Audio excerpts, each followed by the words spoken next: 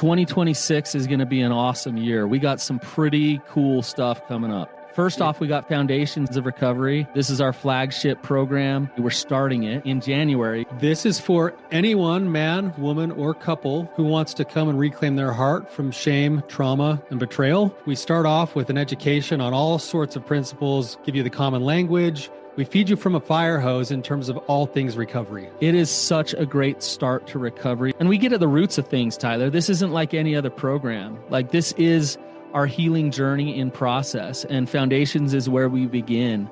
If you look at the value that you're getting there to kick off a good recovery with all of the right education, all of the right language, and a team to get you started while also being directed by Brannon and myself through the whole process, what a deal. So if you're interested, if you're struggling, if you've been wanting to do something for a long time, jump into this. This only comes around every so often, and we would love to have you there.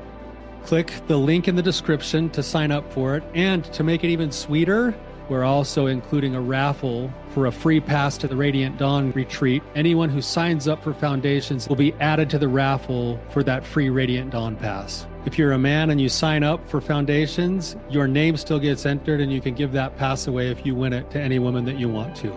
So what you're saying, Tyler, is if you sign up and participate in Foundations, you could possibly go to Radiant Dawn for free? That's exactly what I'm saying, which is crazy because Foundations by itself is already an insane value. Man, I sound so salesy.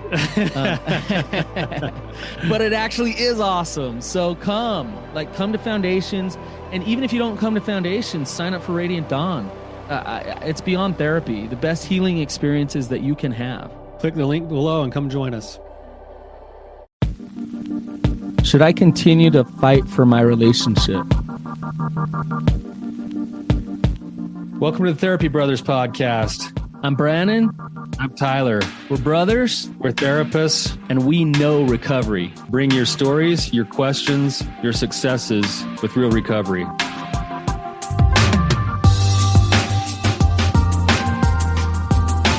Hey, Tyler, you ready to have some hard conversations? Let's do it. Let the Therapy Brothers podcast begin. Brannon, how you doing, man? I'm doing good. Yeah, I'm doing well. How are you doing? Great. Had a little blast from the past last night at Sunday dinner, playing some Dynamite. They changed the rules on Dynamite. It's like never ending now because you can always come back in. But yeah, it was a blast from the past when you ended up like taking out my 13-year-old son for the win. Good job. Yay. Tyler, still trying to make Dad proud. I hope Dad knows that I won Dynamite last night. Well, he'll know now. Good for you. No, I'm like that uncle that like goes all out. You're like swatting him, like get it out. Hey, Reed, you just got dunked on, man. Yeah.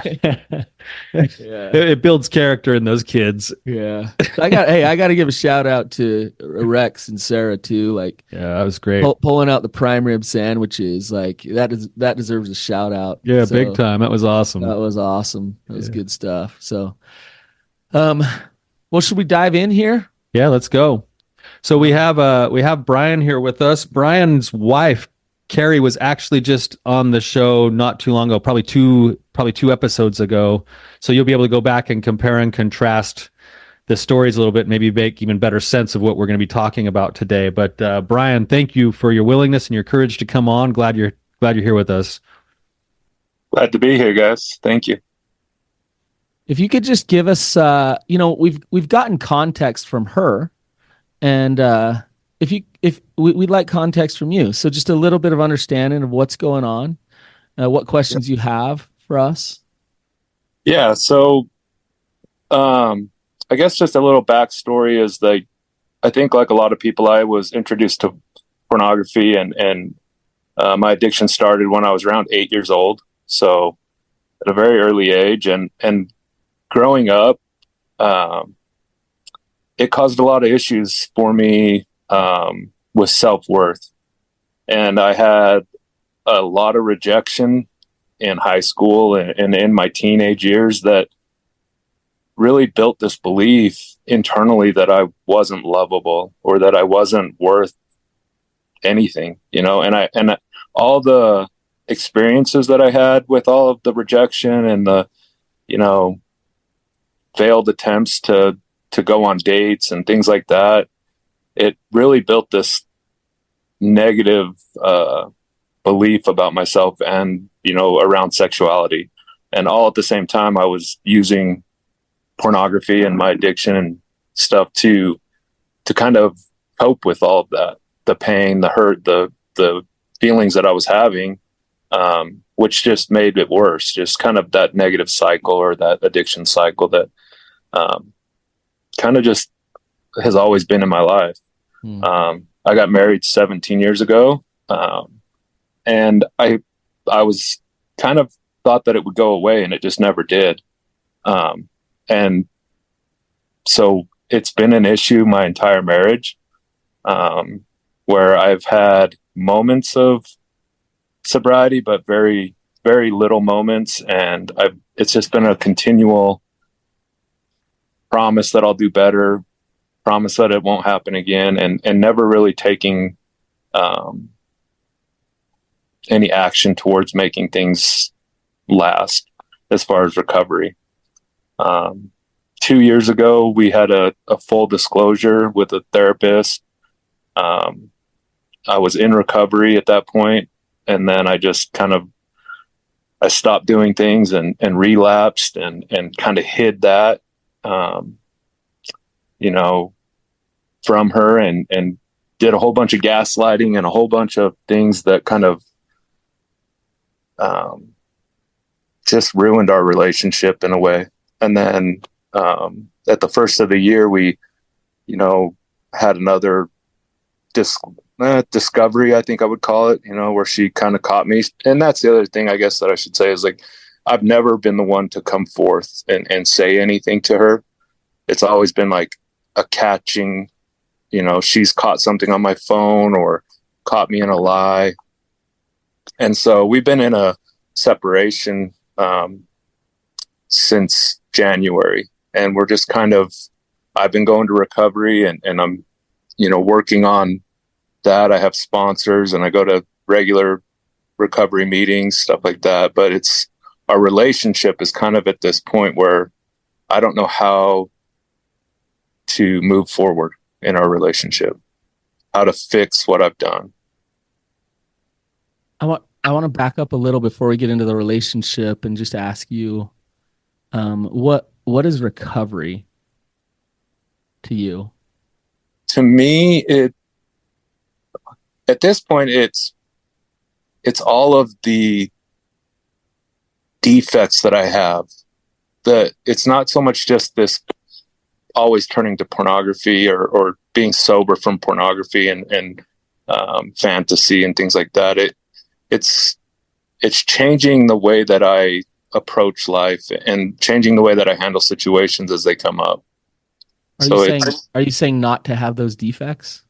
Yeah, basically changing all of those defects and letting them go, you know, finding new ways to handle life, finding new ways to cope with stress, with anxiety, depression.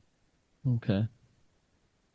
So it's not in other words, it's not acting out in what we call it maladaptive behaviors, or behaviors that cause you suffering or wreak, you know, chaos on relationships and things like that. Is that what you're saying?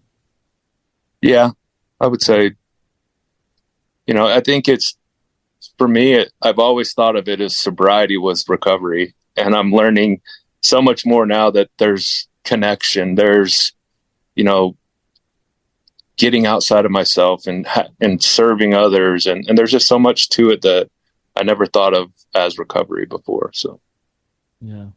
It's kind of interesting, Bryan, that I just want to point this out. Something I picked up on when you were introducing yourself. You told us some backstory. You told us a little bit about how you developed your introduction to porn, but then it was more of like the backstory was, and I had some experience with rejection and not feeling worthy and not feeling loved or lovable. And then you transitioned into, and I've been married for 17 years and it's always continued. But then I think you were talking about it's always continued as acting out with pornography and my sobriety. And I'm wondering if what you really needed to say was, I've never really addressed this feeling of not feeling worthy of love, of not feeling like I deserved it, of being afraid of losing my wife, of, you know, I almost wonder if that's the bigger discussion than your sobriety that you've been chasing for 17 years. Yeah. I,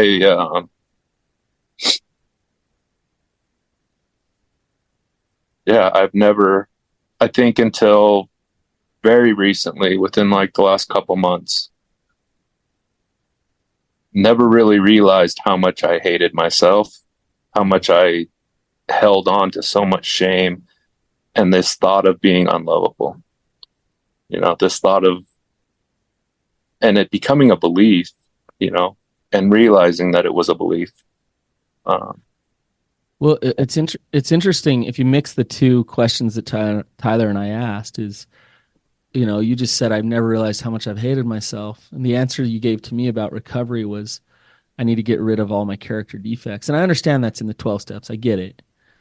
But at the same time, there's kind of an air of self-rejection to that of I need to be better. I have to change in order to be okay. Like I'm still not okay. Right. And there's layers to recovery. There's like the sobriety thing, which to be honest with you, I get sick and tired of hearing about. And then there's the next one of I need to be a good boy. I need to be a good person. And I get tired of that one too, because what real recovery is underneath all of that is self-love and self-acceptance, is healing those deepest wounds that you just talked about and what Tyler asked you about. That's actual recovery. And your wife is she's not the one that says you're there. Her validation giving you sex or whatever it is, like doesn't put the stamp of approval on it. Your wife is independent of that. Getting to that place of self-love and acceptance. But in order to do that, you have to deal with the wounds. You have to deal with the pain. You have to enter the cave you fear to enter and face the beast a little bit. And so it's easier to focus on the sobriety. It's easier to focus on I'll be a good boy, I'll work harder, than it is to actually turn and deal with the darkest, hardest, most painful things. yeah. And, as you were talking there, I think I have always used my wife's approval or acceptance as my judge, right? Or as long as she's okay, I'm validated. I'm always looking for that external validation of that I'm a good person or because I never had that internally. I never shifted that internal validation or internal acceptance.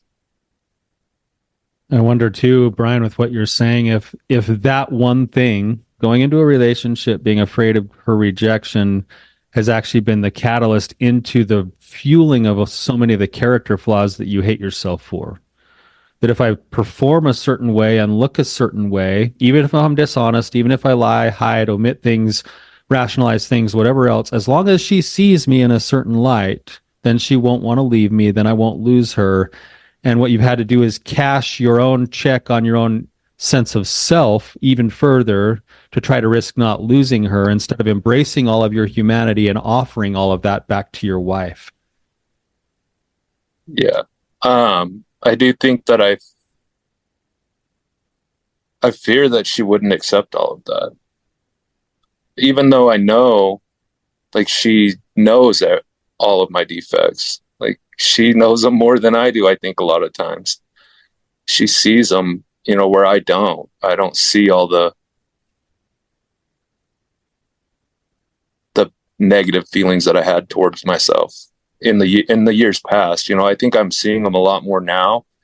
And I do feel like that's part of my recovery is seeing all of those negative feelings and negative thoughts that I have about myself. I think it depends on where it leads you. If it leads you back into I'm a piece of shit, like I'm not okay, then it's like it's not doing you much good to get conscious of those character defects.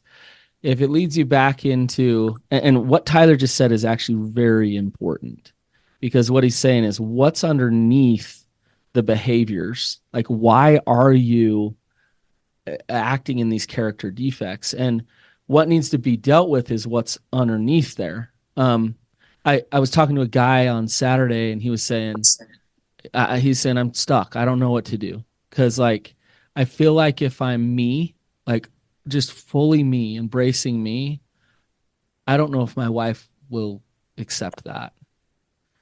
But also, there's a big part of me who's a father and a husband who doesn't want to lose my wife. So I have to play the game. I have to play all kinds of games in order to get her to accept me. Um, and in the end, like I I don't feel alive. I'm dishonest. I don't build trust with her. So what should I do? Do you see the whole trap there? Cage? Yeah. Yeah. So what would you say to him?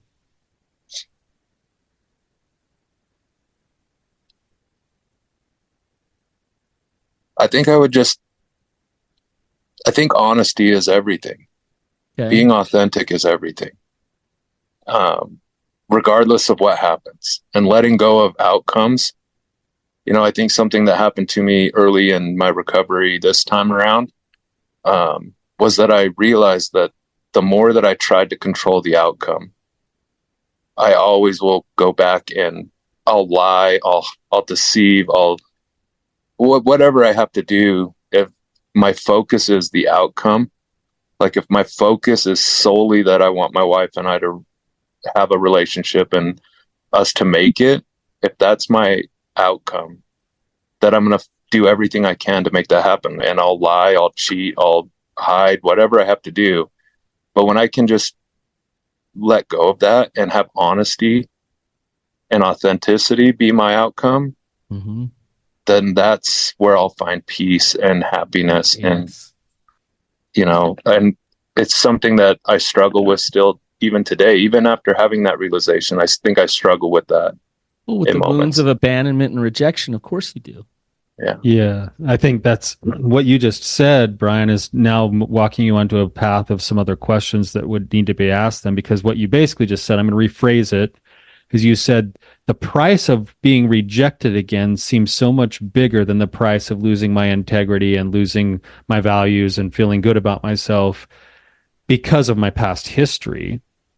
The question is what does Brian need? What does Brian's heart, spirit, soul need to make it worth it for him to say that my authenticity is actually more important to protect than whether or not I lose my wife? And this is important because I think this is what gets you stuck in your relationship for the last, especially several years in your relationship, is I'm going to work. I don't want to lose her, and then it doesn't go well. And then things blow up and then I lose myself and I'm not showing up in strength. And then I'm like, well, then I'm out. Like maybe I should stop fighting for this relationship.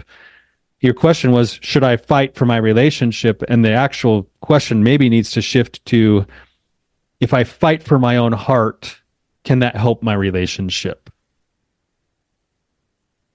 Because what you're doing right now is you're just causing it's like this game of like that, those like tinker toy balls that get really small, but then they get big. You and your wife are doing that. Small, we're going to try it. It's terrible. Small, try it. Terrible. It's back and forth instead of going, but you're doing it because you're cashing the check of who you need to be, who you want to be, to try to keep her around. And she senses that. She feels that. And it's like, how do we shift it then? What would it take? What does Brian's heart need to make his primary focus shift to something different, to his authenticity?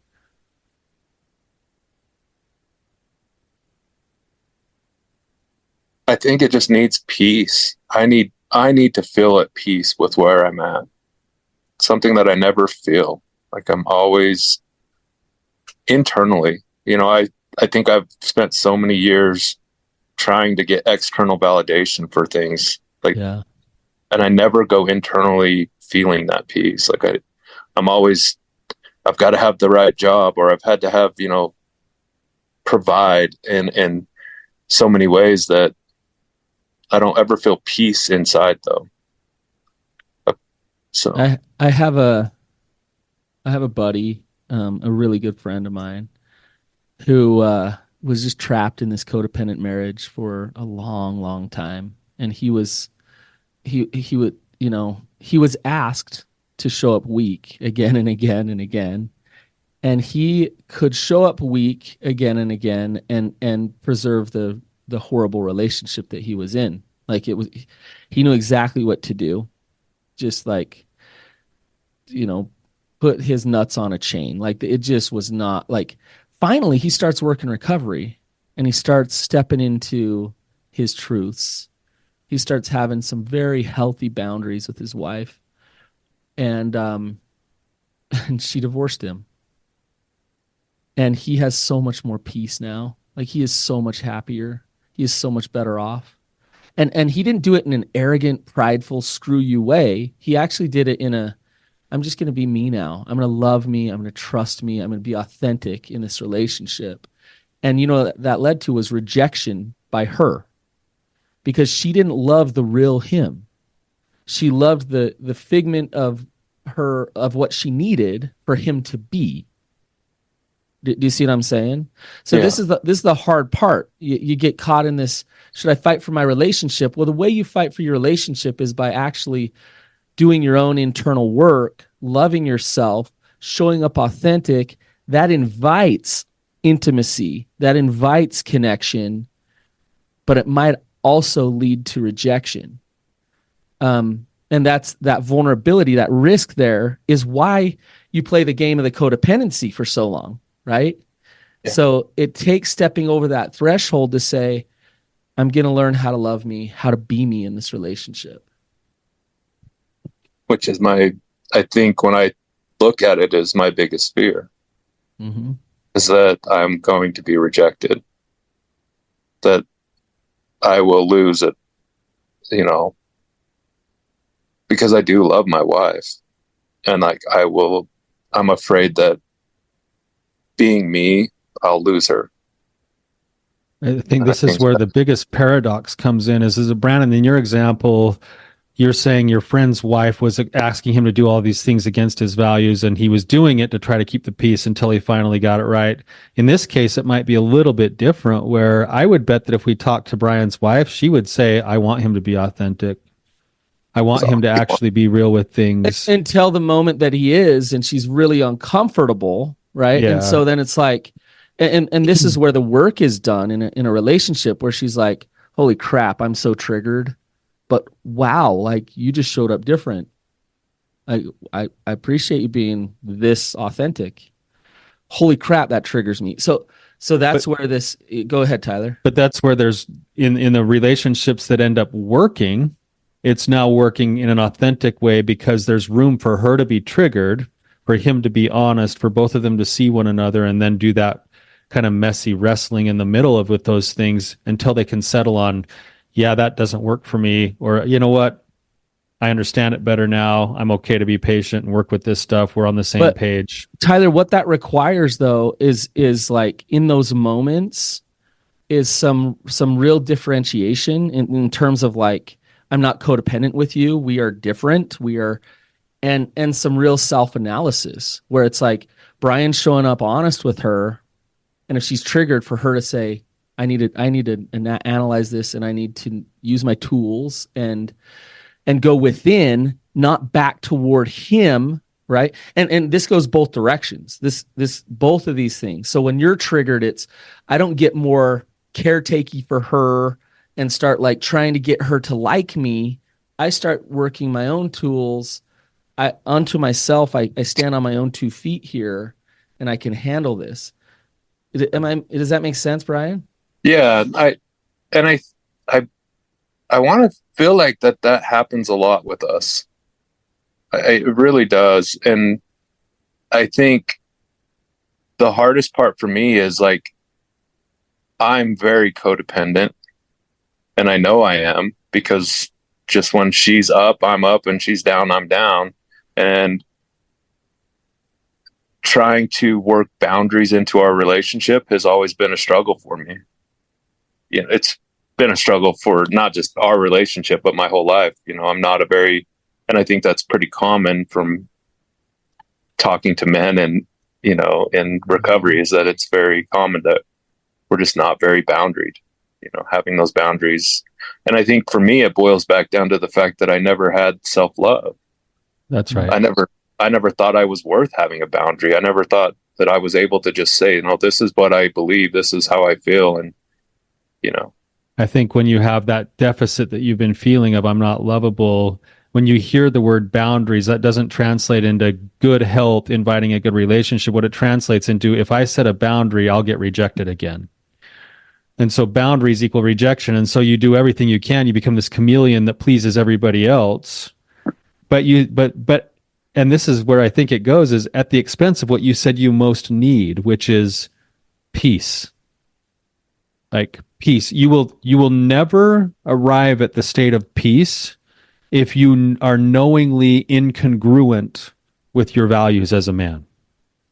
You can't go to bed and sleep well unless you have a clear conscience. Like that's the thing that's the issue is I can't withstand the thought of rejection, but what I really need is peace. But the pathway to peace is authenticity. And authenticity might mean I get rejected by certain people. So I have to figure out how to bridge the gap into being able to go from being so deathly afraid of being rejected by people to being like, well, I'll take the risk, to knowing there will be people who reject me and I'm okay with that because it's worth the price. That's the work that's in front of you. That's the hard work that's in front of you, even more so than your sobriety. I think, with sobriety, I think that it's only, and I think that's where I like sobriety is important, is because without it, I never get to that point. I never get to the point where I'm even thinking about these things.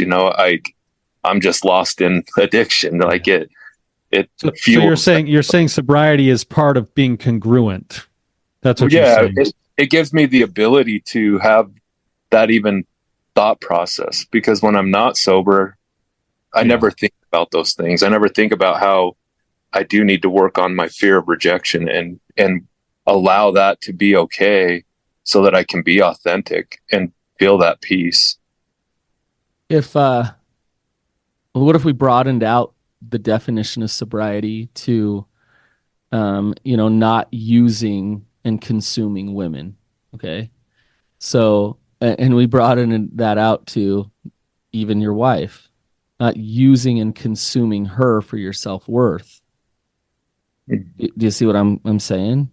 Yeah. If sobriety were about more than just the act of pornography or masturbation or whatever, and because the addiction, sex addiction, it fits perfectly here with you, Bryan. Can you see why? Yeah. Yeah. Definitely. Yeah. I mean, it's like consuming something to feel good, Yeah. And when I look back and look on the journey that I've been on through life, like it's like the perfect storm for me. Addiction and sex addiction, it masks and covers all the things that I have pain and shame about. Right. It takes care of it. Right. But on one hand, it pisses your wife off and you get caught. And so it's like, dang it. It gives you that validation or whatever, but then it takes from the validation that you want from your wife. So it's like, God, I want to have both. So all I need to do is lie. Because then, like, if she doesn't know, then I could get this, but then she thinks I'm okay. And then you end up getting caught, and and then all of the faulty core beliefs get just driven home. Right.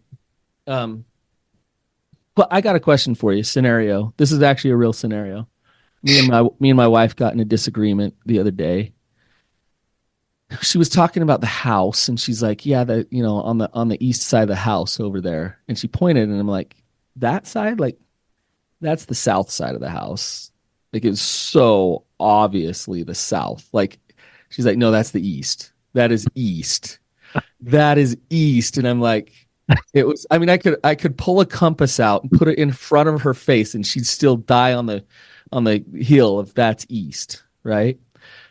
She was kind of getting a little pissed. It was south. What am I supposed to do? If you're asking me, it's the east side. How I've always handled that. All right. So like there's different directions I could go. I could just show her how stupid she is. I could prove to her, Go get a look map how out. right I am. Like I'm so obviously right, right? That's not loving her. No. But also agreeing with her that it's south isn't loving her either. Because I can't actually love her unless I know who I am. And so for me to stand in my truth of actually it was south, stand in my truth that it was south, um, I need to do that. And she might be uncomfortable with that. But I could also like say like, hey, help me understand how that's east to you. Like, what is that like for you? I don't see it that way. I'm not going to tell you that I see it that way, but I can see why you see it that way. You could also, Brannon, not let it get distracted into what you're talking about, east or south, and just point at that wall and say, that's the wall you want to work on. Let's not worry about south or east right now. Right. We can disagree. We can let it go. Let's focus on the actual issue. Let's go work on the wall over there. Yeah, exactly. But Tyler, in you saying that, I'm not avoiding it, right? Like I don't want to avoid the conversation or the issue, what she's talking about. I'm willing to be honest, and I see that as south, right? But Yeah, I'm also differentiated from you, and you can see that as east, and that's okay. yeah. If we need to have the conversation and that's the primary goal here, let's talk about east and south. Otherwise, let's get back to the wall and let's figure out what we want to do with the house. Exactly. Yeah. So do you see the principle there, Bryan? Yeah, I think it's not, for me, it's like it's not worth, I'm not trying to argue my point versus her point. And for me, I've always looked at things like that. And I'll just give in to whatever that is, right? I would have said that's east, versus just maybe getting curious why she feels it's east. And I think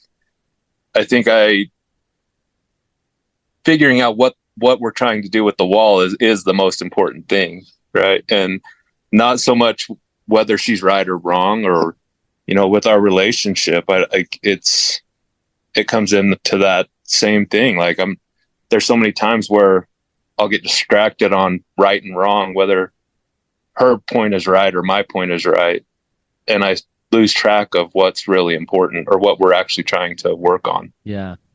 Yeah. Like, is there an example right now of that? Let's work you through something here. Where are you giving up a truth? Where are you not showing up authentic?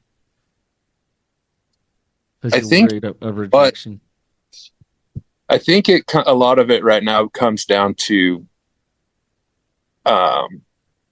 being around my family. So for instance, and this weekend they went to a wedding, and I work out of town. I guess I could have probably let you guys know that. So I work out of town, so I'm never really home. So when I say we're separated, it's kind of a unique situation because we're never around each other anyway. So I work out of town. I'm very rarely home, but they went to a wedding this weekend and I really wanted to go. Like I wanted to be up there with them at the wedding, just spending time with them, with my family. But, she didn't, there was only one bedroom at the condo that they had. And so it was like, where was I going to sleep and all this stuff? And, there's a lot of reasons, but I went against what I wanted. Mm. And I just said, okay, I'll just stay at work. I didn't have to be at work. I had it planned to where I had it covered, and, but I just caved in on that. Like I said, okay. Mm. Why'd you want to go? I wanted to be with my kids, my my oldest daughter came in from out of town. Mm. My two youngest kids were up there.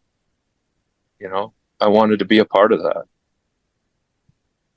I wanted to spend time with them, and How could authentic Bryan have handled that differently and also extended love and understanding and empathy toward her?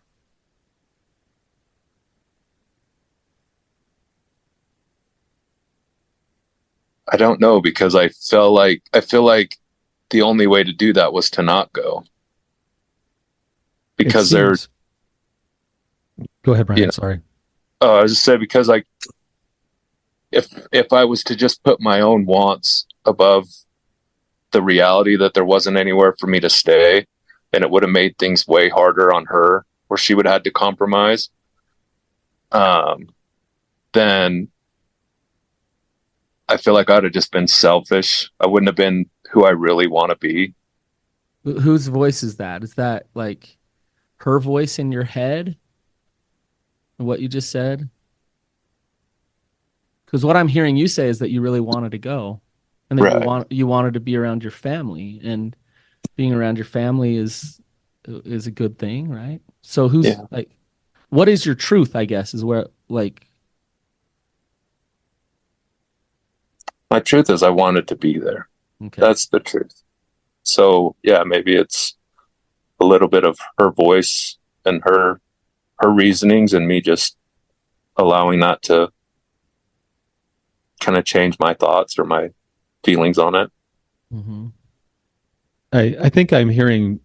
I think I'm hearing multiple parts of you, Bryan, and that's the part that's a little bit confusing. Is your truth is you really wanted to be there, and your truth is also that you want to be a supportive and sensitive man and husband to whatever's going on for your wife, and you were trying to do that, and that's why the only option you felt like you could do is like, yeah, I'll just stay at work because that's what a good man will do, because that'll, if she doesn't want me around, then I'll just do that, right? But Right. if we go back to the analogy that Brannon was giving, East was, Bryan, you're not coming, stay home, stay away, and you going, yep, you're right, like that's the best option. South was, woman, I'm coming whether you like it or not, because it's my truth and I'm going to see my family. But what was in the middle? Like, what's the actual target? It was honesty, which is, hey, I don't get to see our oldest daughter very often. I want to be a part of the family here. I want to come support at the wedding. My heart says that I really, really want to be there. And I want to be sensitive to the fact that you need a little bit of space. Let's brainstorm some stuff Yeah, together. Right. Because I won't feel good if I just say, I'll risk resenting you if I just go along with East. yeah, Right. I don't want to resent you. I and also that's don't want to be a jerk. So yeah. let's have a discussion about both of our issues right now. Right. I was going to ask you, Bryan. Today, Tyler said it. Like, are you sitting in some resentment that you didn't go? I was, yeah. Yeah. I, I've been working on letting that go and like expressing it to groups and talking to like my sponsor about it, you know. But let's not judge that resentment as bad for a minute. That resentment is Right. saying something to you. It's saying what is it saying to you? It's saying that I didn't show up authentically. Yeah. You Bang. you That's it. betrayed you Yeah. betrayed yourself. So it's easy to play the victim to her, but yeah, you if there's resentment there, then you didn't step up into your truth. That's what we're seeing, right? And what Tyler was saying is stepping up into your truth isn't saying screw you, like you sleep in the car, I'll be in the if you don't want to be around me in the condo. Like that's not your truth either, right? No. But your truth would have been, this is where I'm at, this is what I need, let's come up with some The solution. truth might have been something more like, even if I stay away, you need to know that this is really difficult for me and I really, really want to be there. And I'm choosing not to for the sake of you having space. Or it would be, hey, I don't need to come stay in the same condo and it might be a little bit awkward. I'll sleep in the car if need be, but I think it's really important that I'm there to see the family. Either one of those could have been the more authentic option. It just didn't need to be one of the extremes. Right. Right. Yeah. Yeah. And I think the letting her know like that is what I want, but I'm, you know, and I think this is the hard part for me, is that because I know that I'm the one that caused this. or at least I believe that I'm the one that caused all this separation. Sure. I'm the one that lied and hid and did this. So in those moments, I get this feeling of like, I have no leg to stand on. I've heard this a million times, Yeah. and it's such a lie. It's the lie is, I'm the problem. I've caused all this. Therefore, I need to show up weak because I don't have a leg to stand on. And if I show up weak, somehow that's going to make this all right. And it's actually backwards. It's completely backwards. She needs you to step up into your masculinity. She needs you to step up into who you actually are as a man, not as a horrible person that you think you are. She needs you to be strong, is what she needs, not weak. Which she tells me all the time, honestly. Right. Yeah. Right.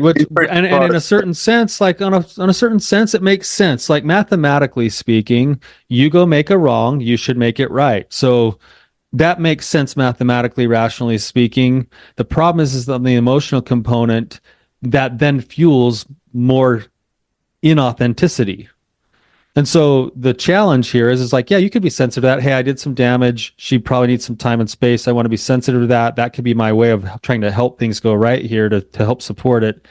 And I still need to be honest.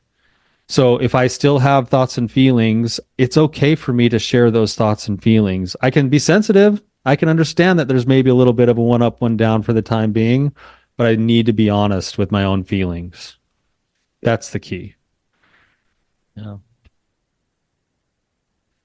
It's hard when what's underneath, like that, it's like you need the secret sauce underneath in order to step into this hard stuff. So, and what that secret sauce underneath is a real understanding of who you actually are, independent of your life experiences. And so you become resilient to those uncomfortable times and feelings because you can stand there and draw off of something completely different than acting in that moment with your wife and trying to survey whether or not you're going to get worth or not, because it's already there. And so the work to do, and we haven't really like dived into this too much with you today.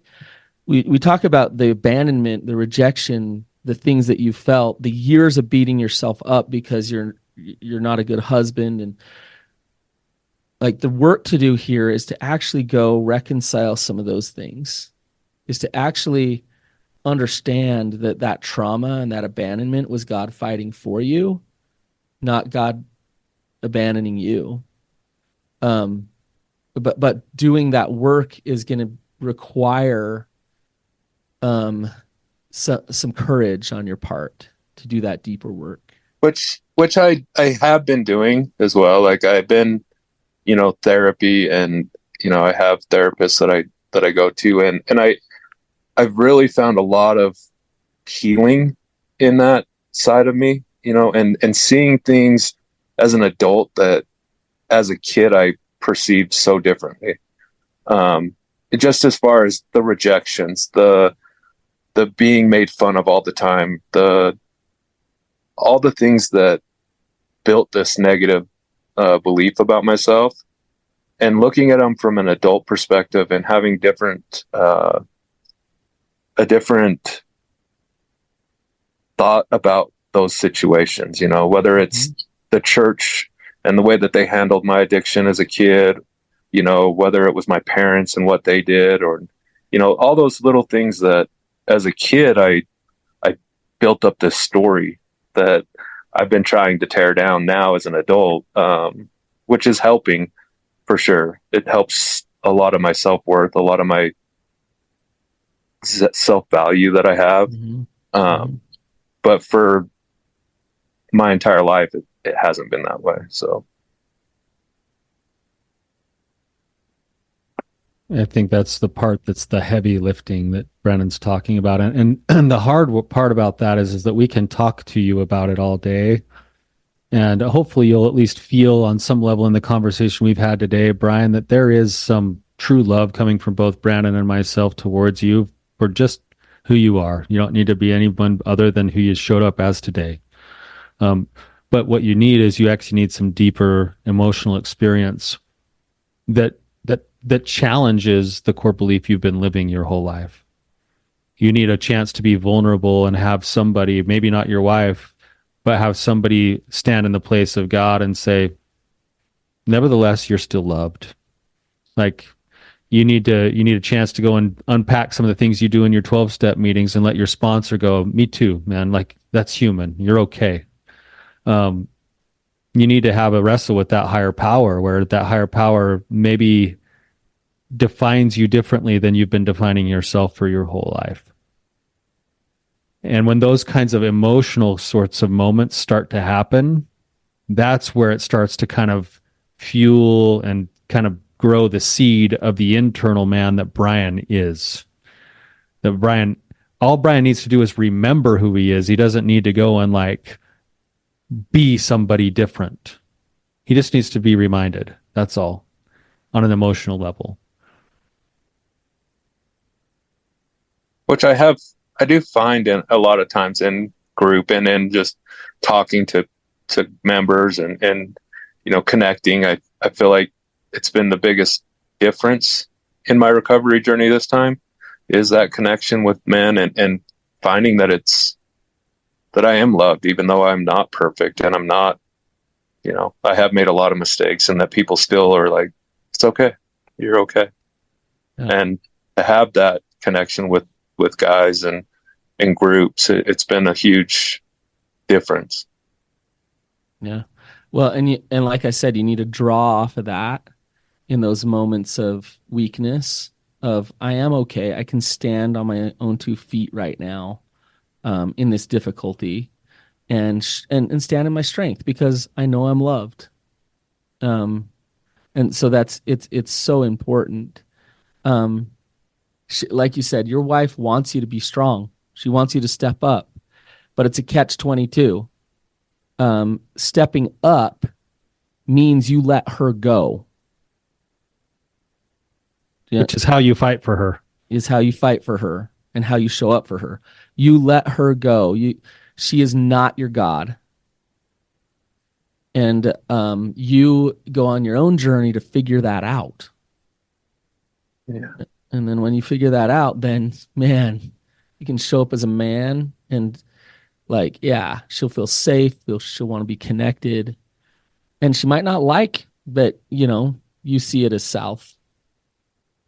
Right. But it's south, Yeah. Just make sure you get the compass out first and make sure that it's south. Make sure I know who I am. Yeah. Yeah. Make sure you're standing on true principles and not your ego. Right. Yeah. Which has always, I've had a fight with my ego a few times, but I think the more I can understand my ego, the less I'm like fighting against that and letting it control, because for so long I did. I mean, the hat you're wearing, lions not sheep. Like, there we are. Yeah, the sheep is the one being, just pulled in every direction, and I know that platform. That platform is about masculinity. Yeah. It's about stepping up into your truths. I don't know it very well, but yeah, lions not sheep, right, Bryan? So it's like mixing lions not sheep with the principles that of recovery, of like working the 12 steps and practicing empathy and compassion for your wife, but still having that masculinity there. That's what will build safety for her. Which I think is all she really wants. And from conversations that we've had, like, I know she wants me to be authentic. That's all she really wants, because I've spent so many years just trying to be what I thought she wanted me to be, or what I thought others wanted me to be. I think it was said earlier, like, I'm such a chameleon. Like, I'll shape shift into whatever I think somebody else wants, but I'm never being authentic. Oh. And she'll never feel safe. And you'll constantly feel resentment toward her. And you won't have peace. You'll never get what you're trying to get from her. Yeah. So our masculinity is bestowed from God and from other men, right? So, well, Bryan, I'd love to have you down at Rising Sun. I'd love to have you come. So hopefully, yeah, hopefully we'll be able to make it. You're in the drawing now, man. That's it. Yeah. Yeah. Yeah. Well, I know we're out of time today, Bryan. Thank you for your willingness to come on and share yourself the way you did today. Brannon and I, we're like the luckiest guys in the world because every single week we get to talk to real people like you, and it's a gift. So thank you for the gift you brought to us today, to the people who are listening, and your willingness to kind of act encouraged and come on. So thank you, Bryan. Yep. Thank you guys for putting this on and having this platform. I know I don't think I've listened to all of them, but pretty much all of your episodes. So I definitely find it helpful and insightful in a lot of ways to learn through others' experiences. So. Nice. Thanks, Bryan. And just keep fighting the good fight. Step into real recovery. So you guys, if this was helpful, don't be scared to share it. Also, Bryan came on vulnerable. If he helped you, then hop on, leave a review, and mention him by name, and just say thank you. And until next time, keep on keeping on.